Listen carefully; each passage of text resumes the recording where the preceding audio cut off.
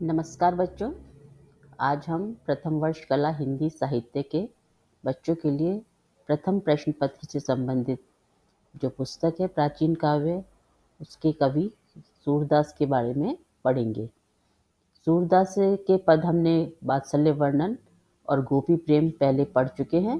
उसी क्रम में हम आज विरह वर्णन से संबंधित पद पढ़ेंगे। इसके पूर्व मैं आपको सूरदास के विरह वर्णन के बारे में कुछ बताती हूँ, ध्यान से सुनिए। सूरदास का भ्रमर गीत प्रसंग बहुउद्देशीय संदर्भ प्रस्तुत करता है। उसकी विषय वस्तु का रंग गहरा है और हम जो अच्छी तरह देखते हैं कि भावनाओं की गहराई और संवेदनाओं की गहराई उसमें पर्याप्त है। और यह गोपियों की विरह वेदना, उद्धव की अनर्गल प्रलाप प्रति कृष्ण की निष्ठुरता के कारण और अधिक गहरा गई है। हम विरह वर्णन से संबंधित प्रसंग में एक ओर तो गोपियों की प्रेम भावना जनित विरहानुकूलता का निदर्शन करते हैं, तो दूसरी ओर ज्ञान पर प्रेम की निर्गुण पर सगुण की विजय बताई गई है। और इस तरह से हम देखते हैं इसमें गोपियां व्यंग करती हैं उद्धव को और उसके निशाने पर बनते हैं। जो कभी तो भ्रमर का उदाहरण लेकर वह उसको व्यंग करती हैं और कभी उस पर उल्हाना देती हैं। तो एक तरह से सूर की जो गोपियां हैं वो वाक्पटुता की, मान लो, एक तरह से उनमें महत्व देखा जा सकता है। विरहणी स्त्रियों के मानस में प्रिय के स्वभाव में बसी निष्ठुरता और उद्धव की बेसिर पैर की बातें और भी अधिक घाव कर देती हैं। अतः हम देखते हैं कि इसमें गोपियों का व्यंग का स्वर और तीखा और पैना होता गया है। गोपियों द्वारा गोपियों द्वारा कृष्ण का उद्धव को दिए गए उपालम न केवल उपालम है, वरन वे सफल और मर्मांतक व्यंग भी हैं। इस प्रकार हम देखते हैं कि भ्रमर गीत न केवल विरह काव्य है, वरन एक सफल व्यंग काव्य भी है। और यहाँ पर कई जगह बहुत ही वाक्पटुता से अपनी अभिव्यक्ति को गोपियाँ इस तरह से कहती हैं कि आयो घोष बड़ो व्यापारी, लादी खेप गुण ज्ञान जोग की ब्रज में आनी उतारी, फाटक देकर हाटक मांगत भोरी निपट सुधारी। अर्थात उस पर व्यंग करते हुए कहती हैं कि कोई बहुत बड़ा व्यापारी आ गया है। तो इस तरह से यहाँ पर बहुत ही सुंदर पदों में गोपियों ने अपनी विरह वेदना को व्यक्त किया है। और कृष्ण जो उद्धव को भेजते हैं गोपियों को समझाने के लिए, उद्धव का सारा ज्ञान गौरव किस तरह से गोपियाँ धूल धूसरित कर देती हैं और वह अपने प्रयास में असफल होता है, इसका सुंदर और सजीव और जीवंत जो वर्णन है सूर के इन पदों में देखने को मिलता है। तो अब हम पहला पद प्रारंभ करते हैं और उसके जो कठिन शब्द हैं उनके बारे में भी चर्चा करेंगे। पहला पद है, मधुकर श्याम हमारे चोर, मन हरि लियो तनक चितवनी में, चपल नैन की कोर, पकड़े होते हृदय और अंतर, प्रेम प्रीति के जोर, गई छड़ाई तोरी सब बंधन, दे गए हंसिया कोर, चौकी परी जानत निसी बीती, दूत मिलियो एक भोर, सूरदास प्रभु बरबस लूटियो, नागर नवल किशोर।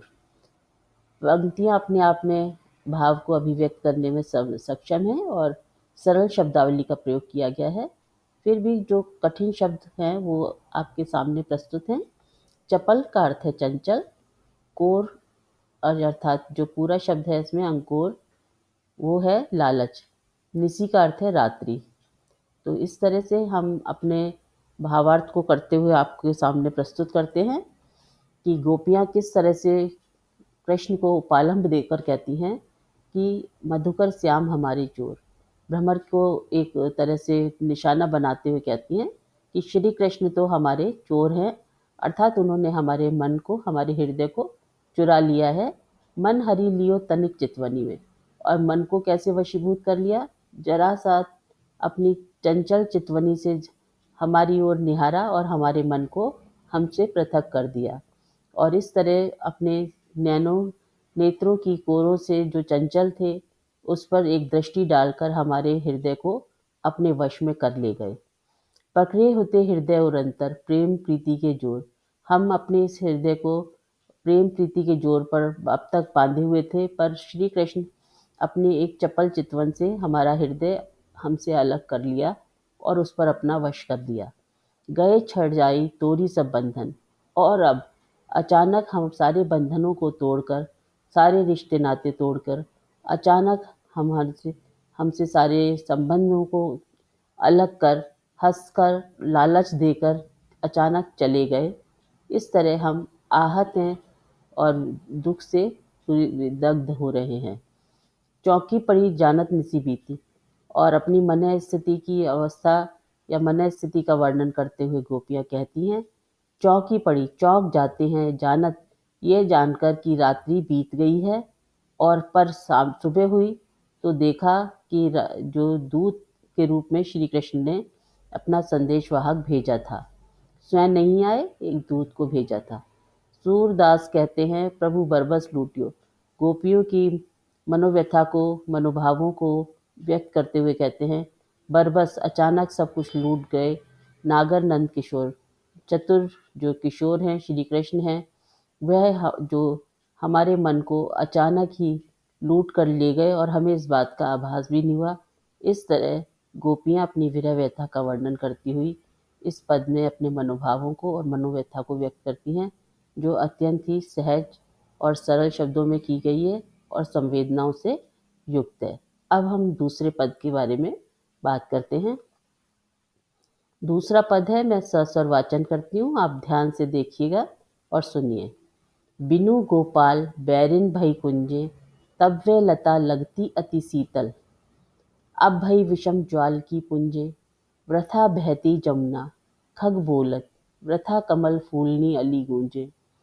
यह ऊधो कहियो माधो से, मदन मारी कीनी हम लुंजे। सूरदास प्रभु तुम्हरे दरस को, मग जोवत अकियाँ भईं झुंझे। कठिन शब्दों का एक बार पढ़ती हूँ। बैरनी जो प्रथम पंक्ति में आया है अर्थात शत्रु। वृथा का अर्थ है बेकार, खग पक्षी, लुंजे का अर्थ है विकलांग हो गए, अशक्त हो गए या निर्जीव हो गए, छुंजे का अर्थ है कमजोर हो गई।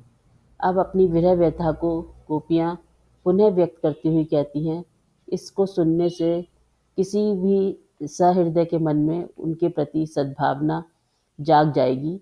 बिनु गोपाल बैरिन भई किन्नी, गोपाल के श्री कृष्ण के चले जाने से जो लता थी या वाटिका थी या पेड़ थे, वह सब हमें अब शत्रुवत जान पड़ते हैं, क्योंकि श्री कृष्ण की उपस्थिति में हाँ ये सब चीज़ प्रकृति सार्थक लगती थी और प्रकृति का आनंद भी हम अनुभव करते थे।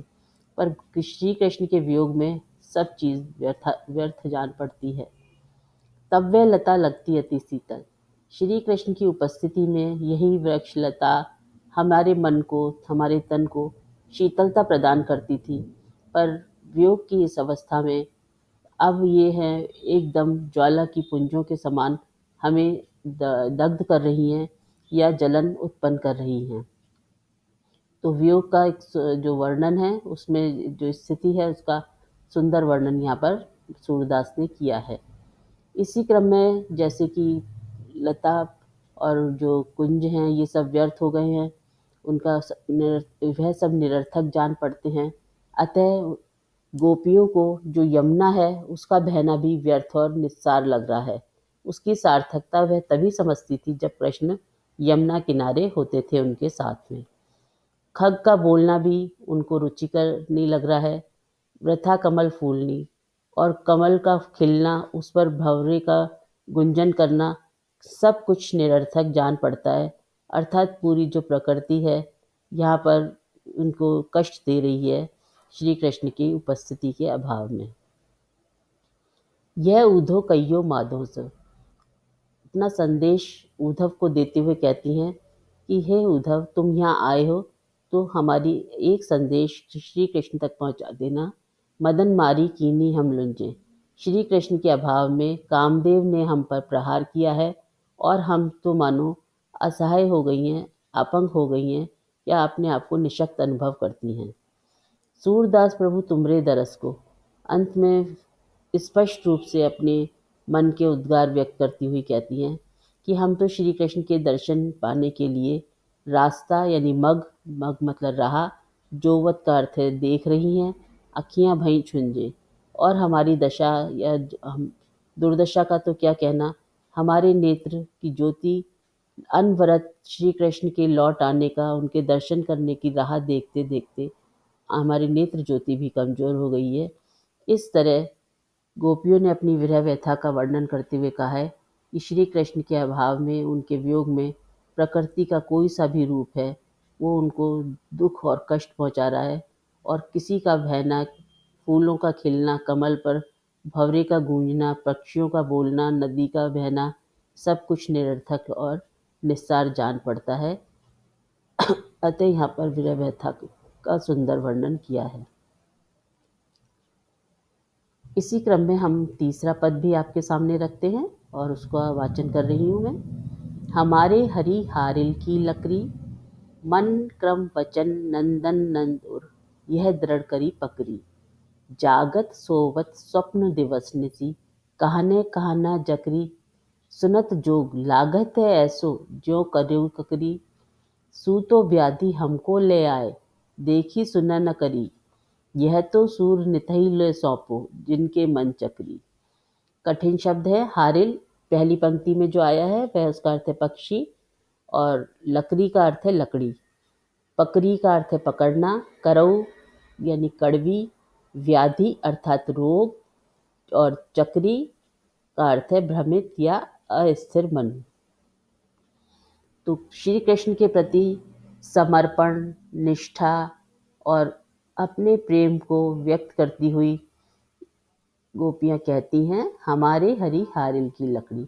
हमारे लिए हरि का होना ठीक वैसे ही है, एकनिष्ठ और समर्पण, जैसे जो हारिल पक्षी है वो लकड़ी को अपने से कभी भी पृथक नहीं करता है किसी भी स्थिति में। ऐसी ही हमारी मनोस्थिति है। श्री कृष्ण के प्रेम से हम इतना बंधे हुए हैं कि हारिल पक्षी की लकड़ी के समान अपने आप को अलग नहीं कर सकते। और हमने मन, कर्म, वचन से नंद के जो पुत्र हैं उनको अपने हृदय में स्थान दिया है, और उनको अपने हृदय में दृढ़ता से पकड़े हुए हैं। अब हम श्री कृष्ण को छोड़कर कहीं नहीं जा सकते, और ना ही हम यह चाहते हैं श्री कृष्ण हमसे विलग हों।